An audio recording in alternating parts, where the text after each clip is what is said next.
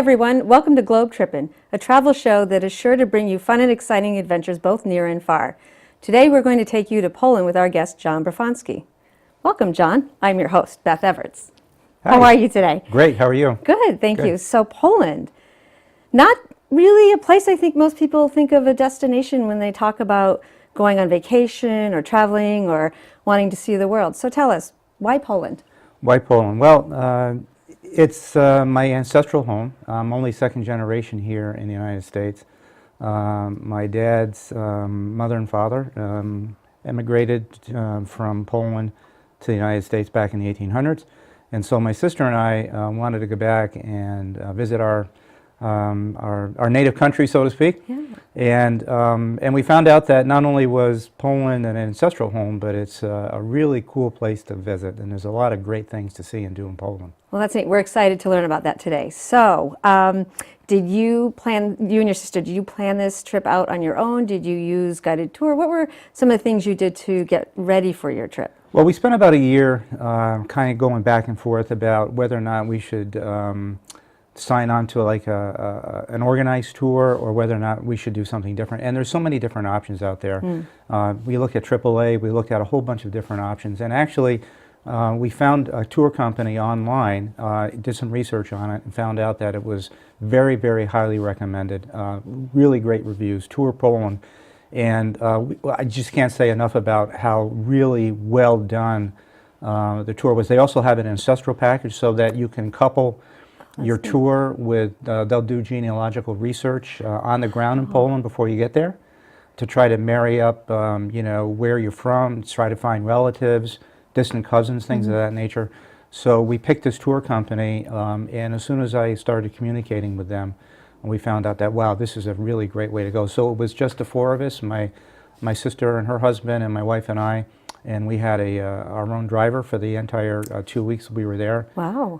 And so, yeah, it was really, and it was really not that expensive, honestly. So that's pretty neat. So a year of preparation, but definitely well worth it, especially when they're bringing in the genealogy part, which I think a lot of people have interest in, but don't know where to start, wouldn't even know how can I pull something like this together. Even just thinking about the time it would take if you did that completely on your own and then tried to, you know, pull a trip together. So that's fascinating. And then to boot, a private car, if you will, so to speak, right? Right. Oh, that's super interesting. Okay, so did you go to any particular part within Poland? Did you go to one or two cities? What did the trip, as you entered into it and getting ready to go, what did that entail in terms of where you were going in Poland? The goal was to get a really good feel for Poland, and so what we designed it around was to start in Warsaw, and then following the recommendation of the tour company is to hit all the major cities and areas, coupling that with the two areas where my family is from and where my brother-in-law's family, who's also from Poland, on the other side of Poland and near the Ukraine border. So we had those two intermediate stops along with the various cities that most people visit and the things to see in Poland. And then interestingly enough, the driver, who was from Krakow, he also had some interesting things that he kind of added in on his own, right? So it was really cool trip, yeah. That's neat. Well, I mean, I'm interested, and I'm sure our viewers are interested. So why don't we go into what your trip was? If I understand you have some slides and photos to share with us, and some, I'm sure, wonderful stories. Sure. So I'm excited to take a look. Sure. And I'll have you go ahead and run with it. Sure. Right. Poland, a trip to remember. So just some basic Polish facts, right? A lot of people don't really know where Poland is. They think it's in Europe. It's always been in a strategic area of Europe, saddled between Russia and Germany. And as a result, it's had several partitions over the course of its history, dating back to the 900s when it was really first formed. A country of about 39 million people. Interestingly enough, the largest Polish population outside of Poland is in Chicago. Really? Yeah. So it's one of the fastest growing economies in Europe. It's a member of the EU. It's also a member of NATO. Okay. It's really strategically important to NATO in terms of its position in Central Europe. In fact, there's some recent stories about the United States possibly establishing a permanent military presence in Poland, right? Interesting, yeah. So the economy is really robust. They have really high standard of living. It's very, very safe there to travel. The infrastructure was unbelievable. We were shocked, right? You know, we had this stereotypical idea that, well, we would go to Poland and you know, it would still be a little bit backwards and, Right. you know, really not quite fully recovered after World War II and communist rule, which only ended in 1989, 1990. Unbelievable. I mean, it's like being in the United States, with the exception of the signs being in Polish, Oh, which that's are a little interesting. daunting Yeah. to travel. It's pretty much the same. So we started off in Warsaw, and on the largest city, capital city, and beautiful parks there. In this particular photo, it's the Embassy Row in Poland.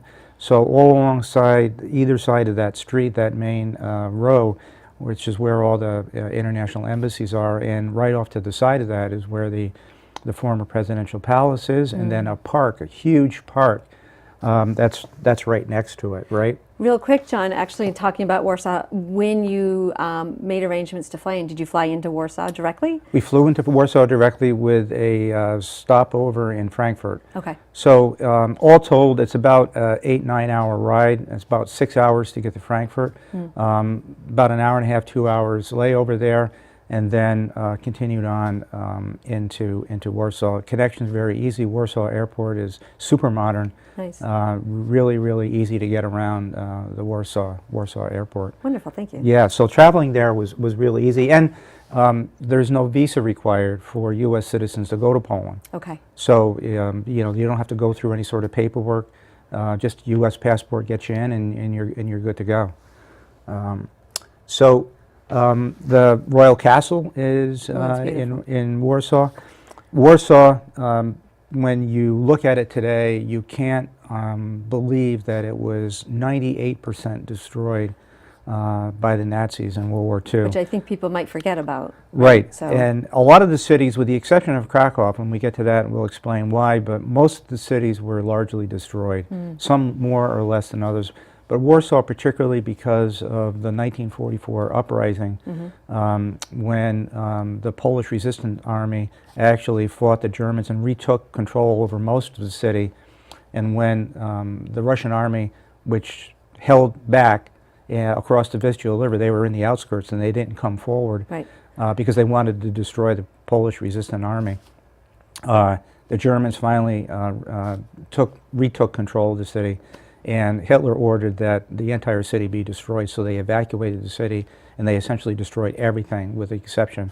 This castle was largely destroyed, almost 90% destroyed, and the Polish people rebuilt it with their own money beginning back in the 70s. And that's quite a bit of history there too. If anybody has an interest in history or wants to learn a little bit more, this is definitely, you know, the spot to do that, right? Yeah, Polish history dates back 900s, and because of its strategic location in Europe, it once was one of the major European powers in the 10th, 11th, 12th centuries. But then, it was partitioned three times actually. 1771 it was partitioned the first time between Austria-Hungary, the Russians and the Prussians at the time. It was partitioned again in 1791, and then in 1795, which was the final partition, where it was finally erased from the map of Europe until the end of World War I, Wow. Which is sort of their Independence Day. And the Poles today celebrate that as the rebirth of Poland, which is the end of World War I, and they attribute the rebirth of Poland to Woodrow Wilson, who made it a part of the treaty work that he did at the end of World War I to ensure that Poland was restored as an independent country. And so last year was 100 years, 1918, 2018, huge celebrations all over Poland, and special celebrations in honor of Woodrow Wilson, who they still remember and honor as being the architect to bring Poland back to the map of Europe. That's neat. Yeah, that was pretty cool stuff. A lot of different things about Poland that people don't know. Madame Curie is a Polish citizen, the first female to win Yes. Nobel Peace Prize. She won two Nobel Prizes, first for physics and then for chemistry. Born in Poland, that's her home Ah, that's neat. in Warsaw, right? And can you tour the home? Yes, you can. Okay. Yeah, and that was they had a celebration there because of her birthday when we were there. That's neat. Chopin, Yes. pianist. Yep. That's the park near the presidential palace. The benches, not those particular benches, but you can sit on benches, and they have digital piano concertos of Chopin, so you can sit on the bench. That's neat. Right, look at the big statue of Chopin sitting there, And listen to and music. press various buttons, and the music plays from the bench. And that is really that's inventive. Yeah, it's and that goes to your point earlier about how I think we have this notion of some of the former Eastern European countries, if you will, not being up with the times, right? Right, Not right. having caught up with not just infrastructure, but even just things such as what you've just described in this park, in terms of things that are interesting and different, that kind of blend that history with modern day times, that attract folks like you and hopefully me and others, to come and visit. So Yeah. that's really, Yeah, that's neat. it was really, and we were sitting on the bench, and in each city, the tour company sets up a city guide. Okay. So So a in- local person. A local person, Alexandra, was our tour guide in Warsaw. She works in the Chilean embassy because she Okay. speaks Spanish and she speaks Polish and English.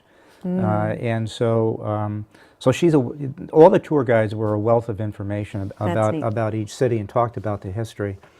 That's a picture of the memorial to the Jews, taken from the Jewish Memorial. There's a brand new museum just on the other side of it. You're looking at what was then the Polish ghetto, which are now apartment buildings that you see in the Interesting. background. But there's on this, where the picture was taken from, the vantage point is a brand new Jewish museum. Okay. And you can see some remembrances that people leave there on the steps. Sure.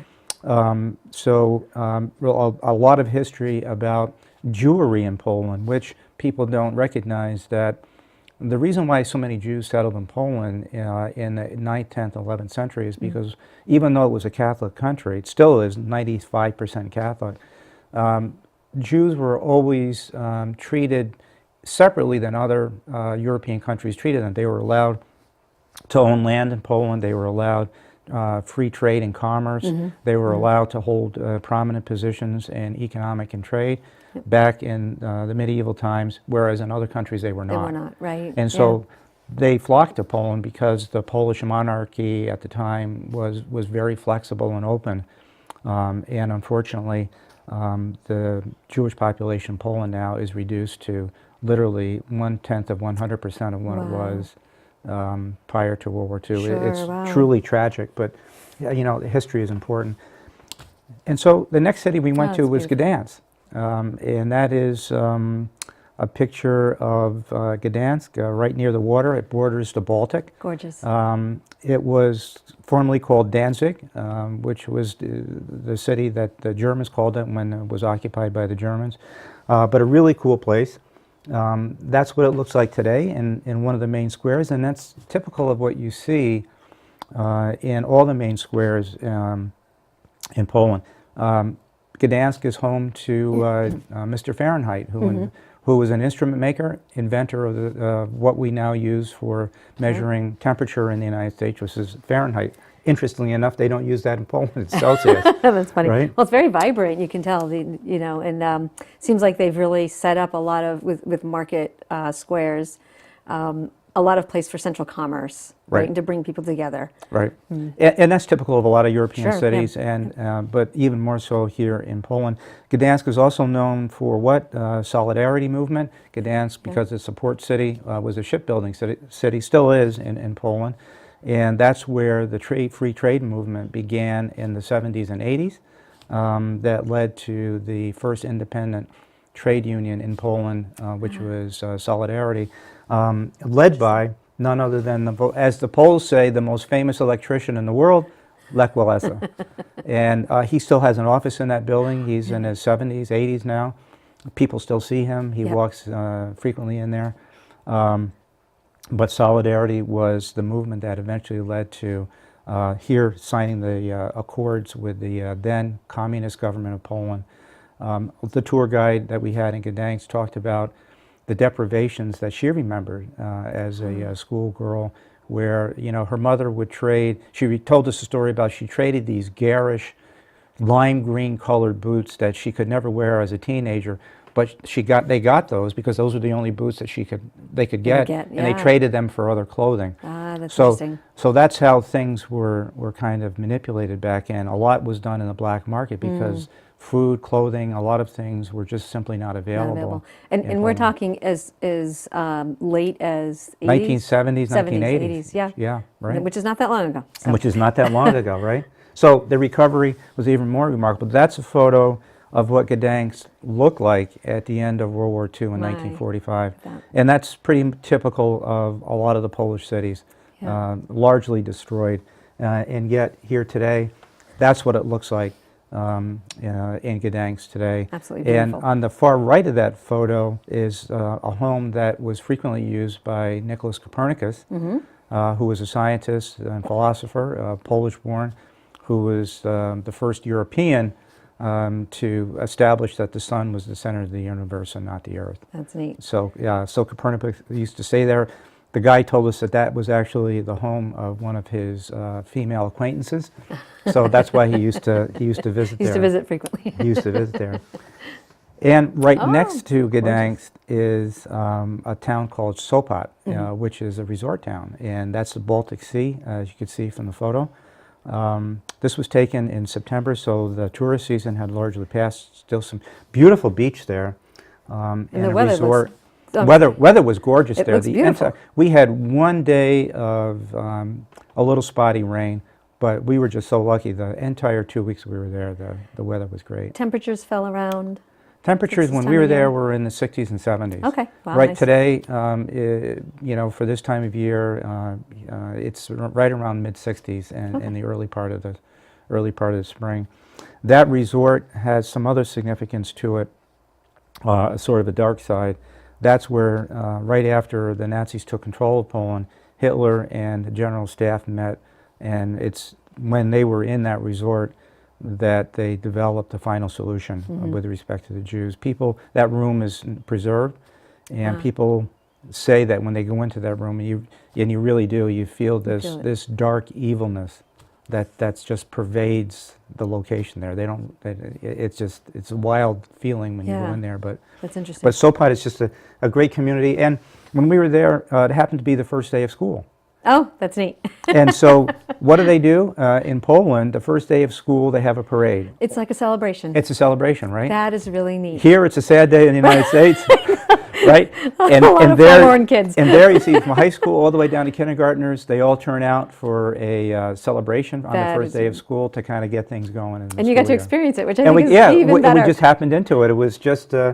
and that's the main square of Sopot that all the kids march down through. Oh, that is really neat. So, yeah. And they do that for all grades? They do that for all the grades, yeah. That's exciting. Real quick, Sure. I'm going to ask a couple of quick questions. Yeah. So we've gone through 3 cities so far. I think, right, 3 or 4 possibly. How long did you spend in each location? Because you have quite a bit that you've covered. It's fascinating and interesting, and we're just covering the surface of the things that you did. Obviously, you spent more time going into the palace and going into some of the past homes of some extremely historic and monumental individuals and personalities, through our history. So just to kind of get a rough idea. And I'm sure that maybe there's a part of you that feels like it wasn't enough time. Well, right.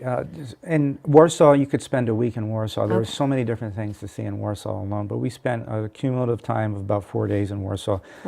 3 in the beginning, kind of a half day when you get there. And a couple of days there to tour, and then when we came back, we had another day that we spent in Warsaw. Some of the smaller cities, like the next one is just Turin, which are relatively small, you could see, and we only spent like part of the day there, right? But Warsaw, Poznan, Krakow, some of the larger cities, you could spend a couple of days in each one, right? There are so many different things to see.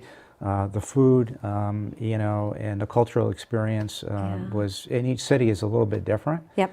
And so to experience that flavor, right, you want to spend a couple of days there. A few days there right? at least. Okay, great. So let's continue on our tour. Right, so the next city we went to, which is Torun, which is a medieval city, it's sort of, if you think about Poland, the initial map that I showed, we started in Warsaw, sort of the center, and we went counterclockwise. So we first went up to the Baltic with Gdansk, and then we started down, the west side of Poland that borders what's now Germany.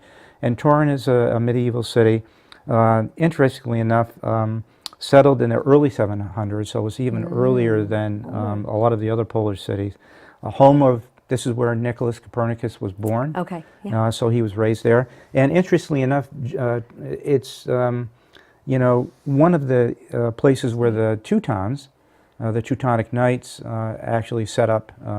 They had a castle. This is a ruins of one of the Teuton castles there. It's known for its gingerbread, which Oh, no is kidding. yeah, right. Which I didn't know. I mean, but they said that this gingerbread was sort of invented here. Oh, that's interesting. It's on the Vistula River, and in Poland they call it the Wisła River, and so a lot of commerce and trade there, and so a lot of spices and trade and whatnot, and so they're famous for their gingerbread. But yeah. Yeah. And did you get to try some while you were there? We did, yeah. And? And there's the guide will tell you that, go here, not there. This place is really famous for it. And yeah, it really is interesting. Okay. Yeah, it's really different. But these castles were set up by the Teutons. A little bit about the Teutonic Knights around the 1200s.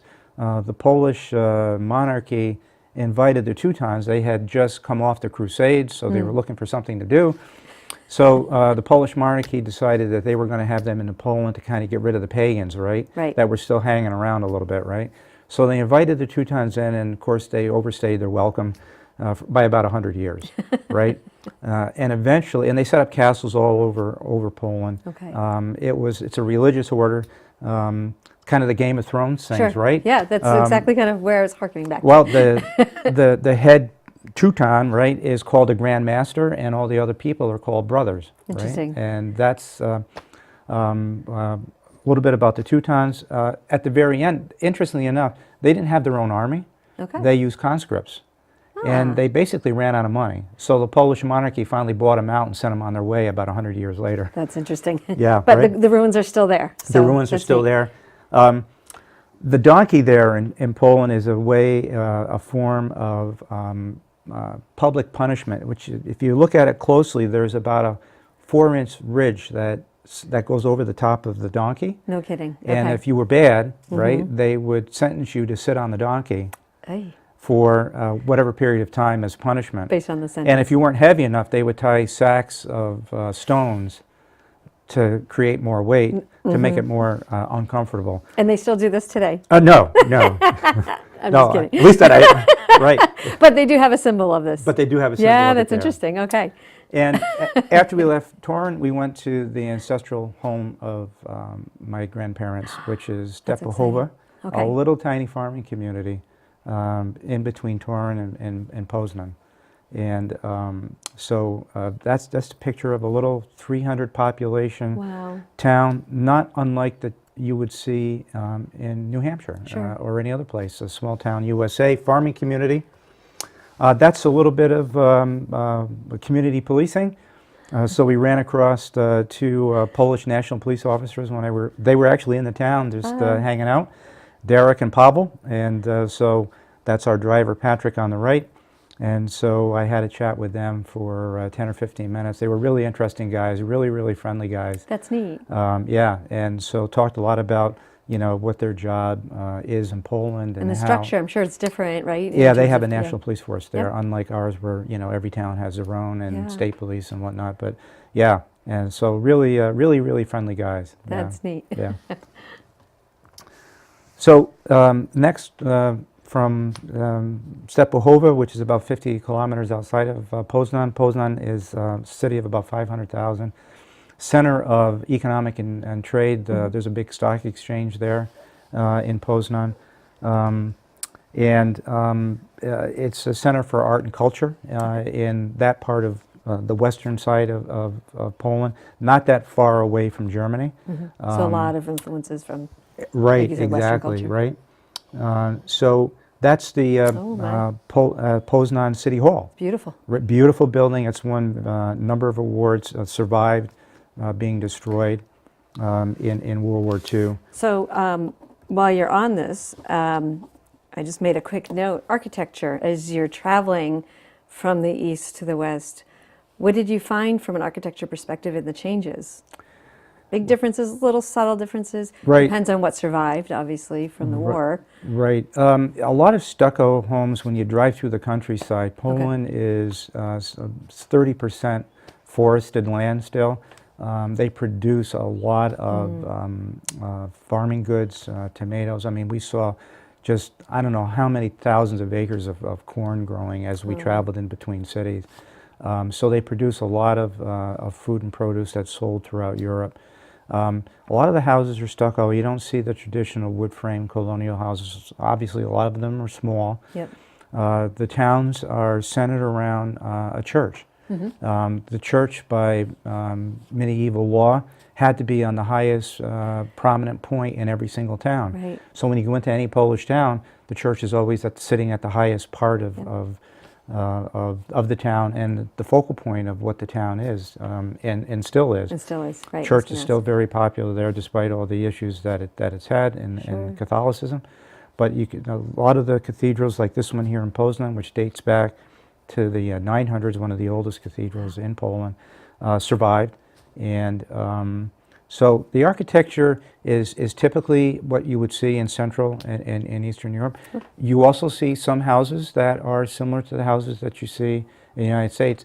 The new architecture in the cities is very similar to what you see in architecture in the U.S., right? Yep. So if you go into any of the restored areas of some of the larger cities, Poznan, Warsaw, Krakow, you'll see apartment buildings, commerce buildings that if you woke up, you would think, without looking at the signage, obviously, you would think that you'll see U.S. companies there that are permanently displayed in all the big cities, insurance companies, pharmaceutical companies, other big companies that are there. So you see all those there. Sure.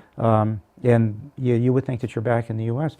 You know, my cell phone, I turned my cell phone on. I had better cell coverage in Poland than I do here, honestly, right? Funny. I never ran out of cell coverage, That's even in some of the farming communities where we were. Still good coverage. Ah, Yeah. Oh, neat. Okay. So, right, and that's, of course, the inside of these cathedrals That's were just gorgeous, and the picture really doesn't do, Sure.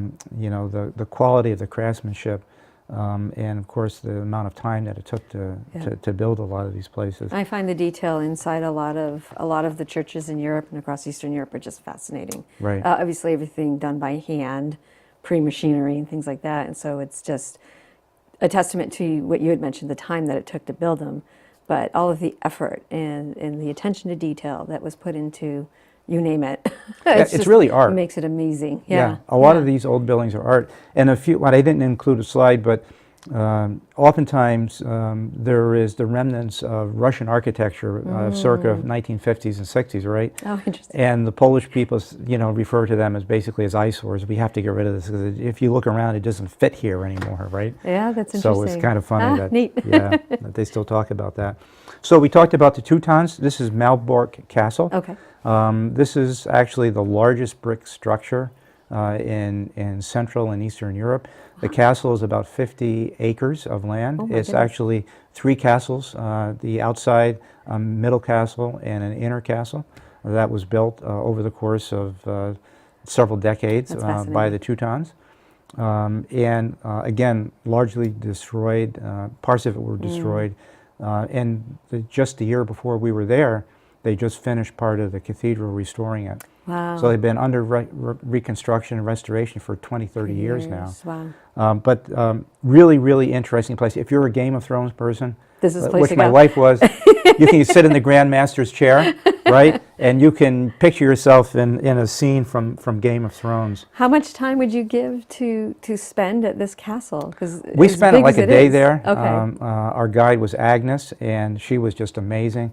And she went into really exquisite detail about the history behind the Teutons and how they interplayed with the Polish monarchy. You could spend a day there. We spent part of a day at the castle. You really can't see it all in one day. It's Right, that right, big. right, It's right. 50 acres, right? It's huge. But you can see in some of these areas where there's different coloring of brick, Yes. and that signifies the reconstruction Okay. of where it was destroyed and then repaired. It's actually larger than Windsor Castle is in England. Interesting. That's just the main square of the castle. Beautiful. Yep. Home to over 3,000 Teuton brothers that lived there over the course of 100 and some years. From about 1274, it was built, and then it was turned back over to Poland back in the 1400s. But interestingly enough, if you right above, this is the Grand Master's dining hall, right? And you can see in the center of the picture there's two pillars, and where this sort of like chimney thing comes up, you'll see at the top of it there's like a round black thing in the center of that precipice there.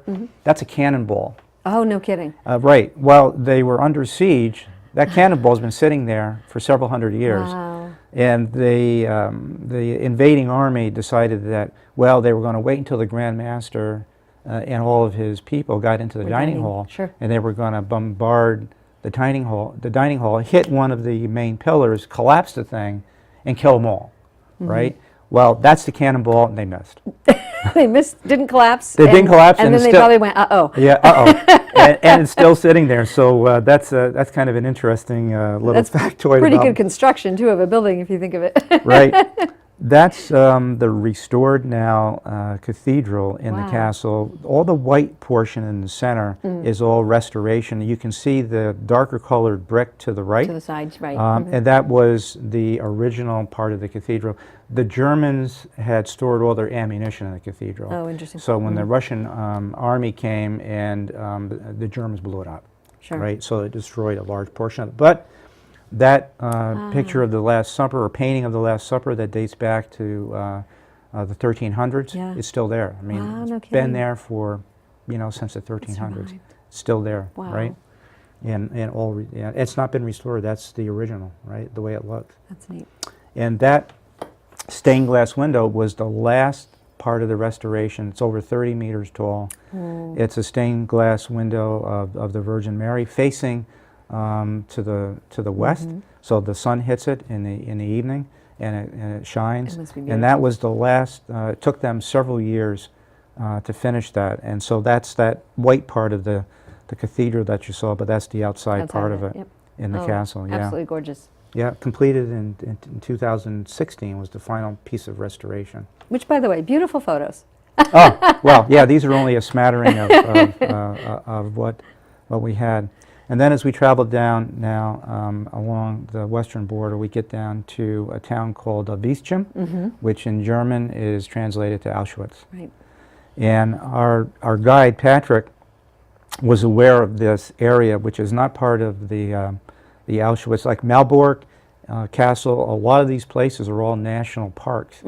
So Auschwitz and the various concentration camps are all run by the Polish government as national parks and preserved.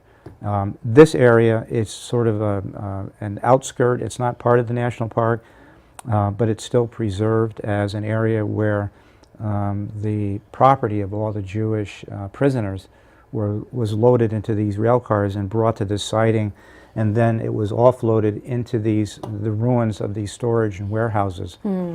What the Germans did to prevent panic was they told them all that they needed to label all their luggage, tie their shoes together so that they wouldn't lose them, and so they were all given these cues to get them to not panic and to riot.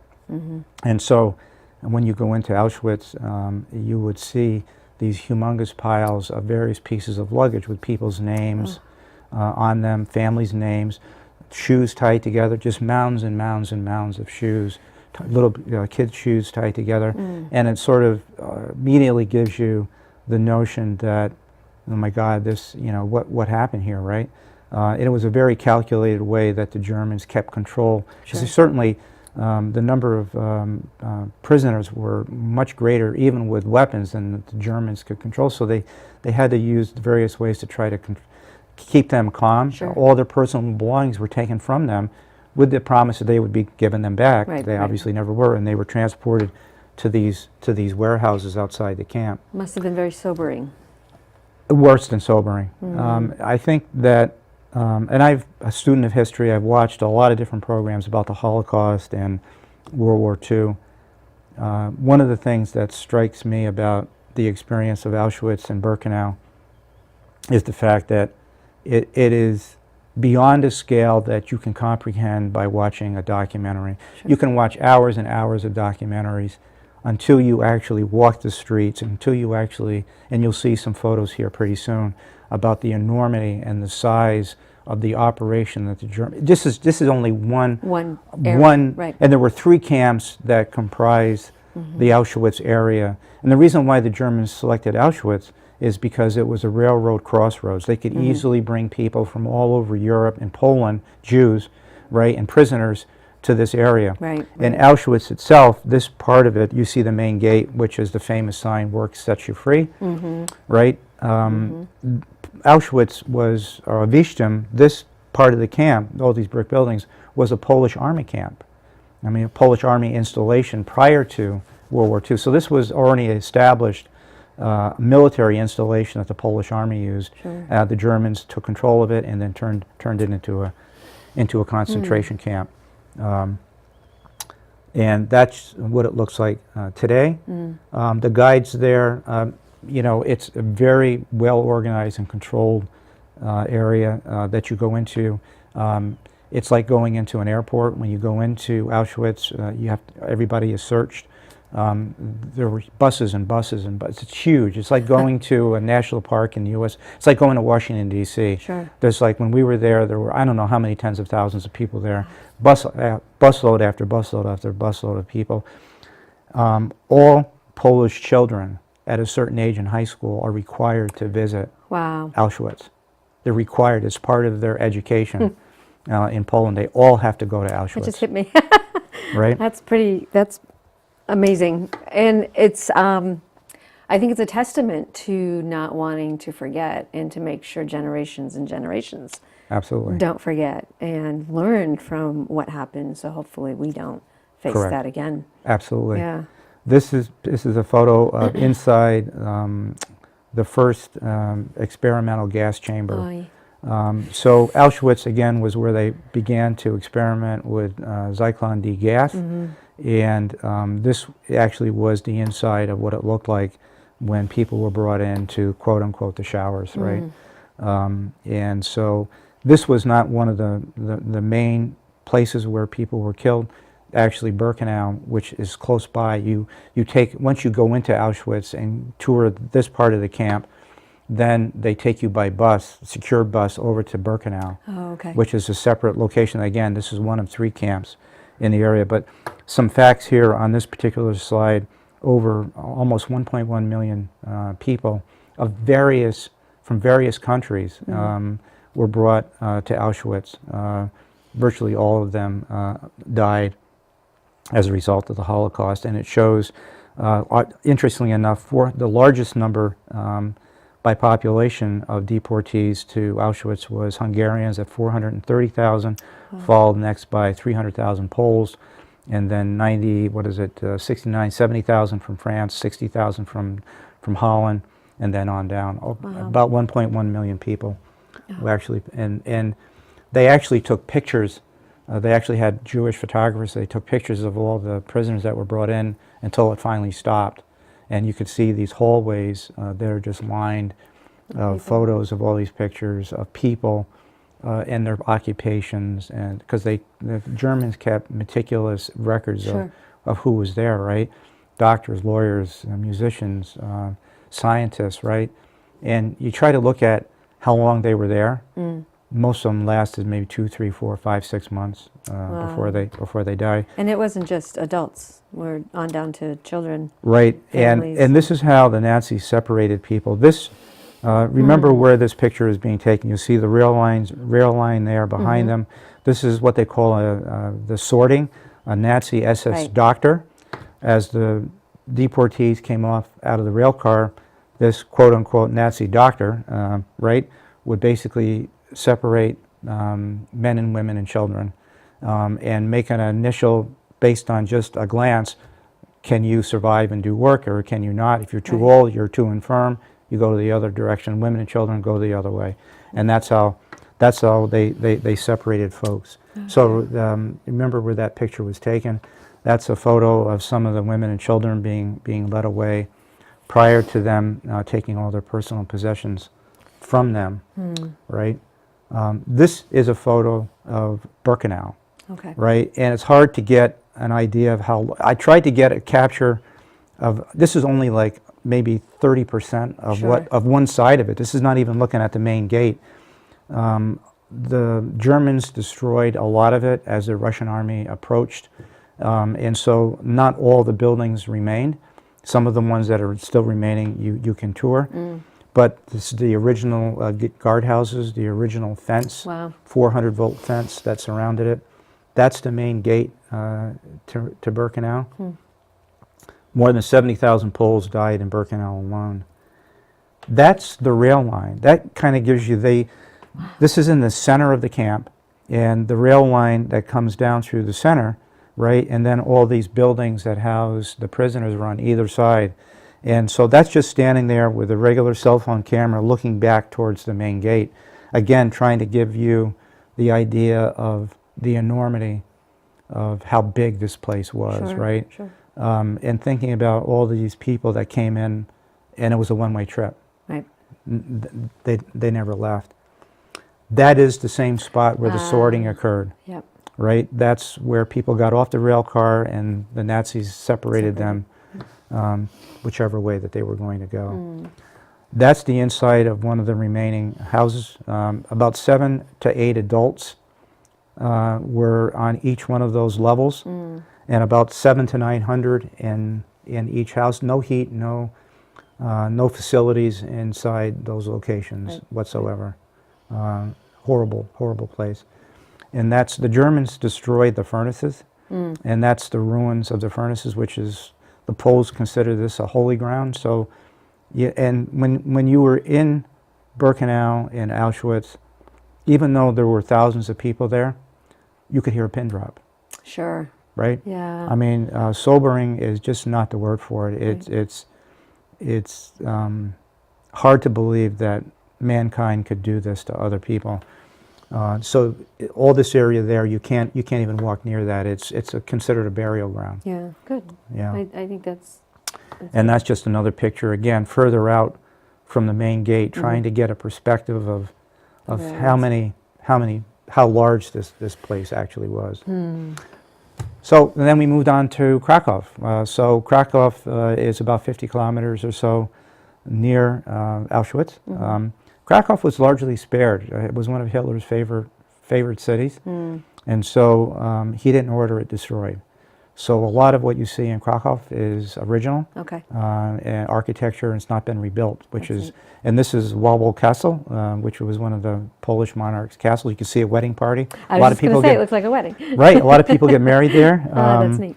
So right, and really cool castle, and that's one of the parapets looking out over Krakow, and Mr. Schindler's house is on the left. It's the Oh, third that's house neat. on the left. Oh. Again, Mr. Schindler was famous for running a factory and saving thousands of Jews through his work there. Sure. And that's actually his home on the left side of that photo. Are you able to tour the home as well? Yes, you can. You can get yeah. to that level. Yeah. Okay, that's neat. Yeah. And that's one of the main squares in Krakow, again, largely original. Interesting thing about the watchtower, the firemen of the world will enjoy this. Well, in medieval times, there was always a person watching for approaching armies, right? Right. And they had a trumpeter up there, right? And the trumpeter would sound the alarm if they saw an approaching army approaching the city, right?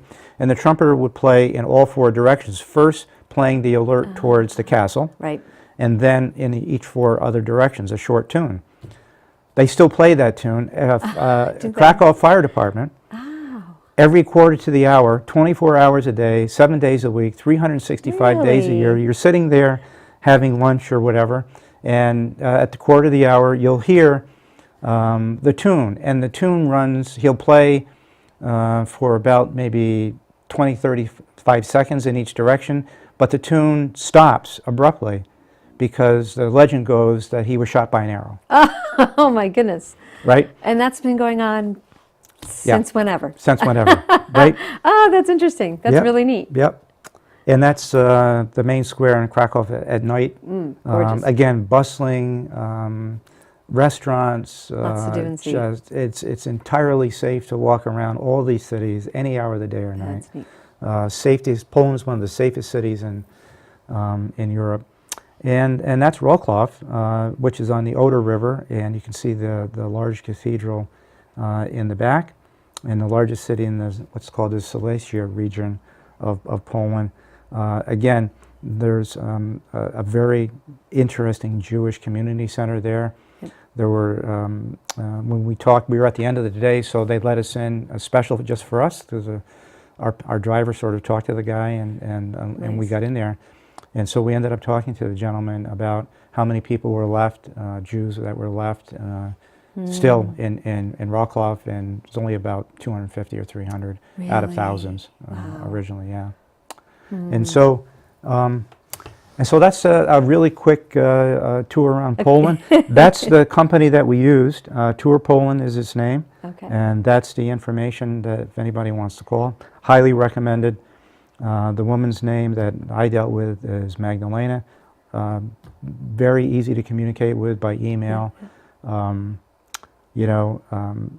The currency there is still the Polish zloty. Okay. I think right now it's trading at, yesterday I checked, it's trading at $1 to 3.86 zlotys. You can have a 5-course meal for $25 Wow. with drinks in most restaurants. So it's really inexpensive by our standards Sure. to travel there. And beautiful, with so much history. Oh yeah, and the food is like we ate ourselves through Poland. I mean, the food is just amazing. The restaurants, just the whole gamut of restaurants that you would find here in the States. Traditional Polish food, I was just but gonna food ask. from all around the world. Okay. It's just not just Polish food. It's just not pierogies and kielbasa. Sure, It's- sure. You can go to It's a wide certain, variety, so. you can go to those restaurants, and there's certain ones, but there's Thai food, there's Indian food, there's all sorts of different types of various cultural cuisines there, you can drink the water. It's just an amazing country to go That's visit. neat. The people are super, super, super friendly. We never ran across anybody that was remotely, and when they learned that you were from America, despite the fact that the United States basically sold the Polish people down the river at the end of World War II, which ultimately led them to being under the iron thumb and fist of the Soviet government for a number of years, decades. The Polish people are so much in love with Americans and America. You read what they talk about today. In fact, the current Polish government is lobbying the United States very, very hard to get a permanent military installation. Right, in you talked Poland. about that early on, Right. yeah. So it's just a great country to visit. Can you drive there? If you wanted to rent a car, yes. Okay. The street names are daunting if you don't know If you don't know Polish, Polish. right? But if you have GPS in English, it doesn't make any difference can figure it out. because you turn by turn. We had a driver, but gas, rental car, they drive on the right side of the road. Okay. The interstates are just like the United States, with the exception is they don't have Easy Pass there. And I asked Patrick why they don't have Easy Pass, and he said because none of the European countries can get together about the right protocol. So they all So they wanna have use- tolls. They, so they have tolls. So be prepared to have some bills change something.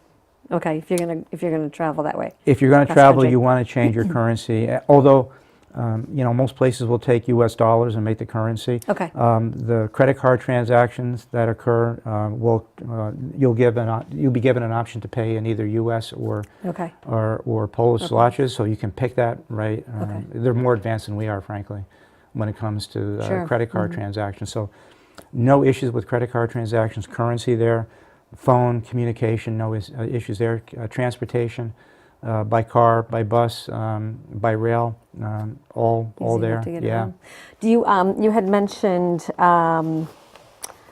what was I going to ask about the currency in some of the smaller towns where you had visited?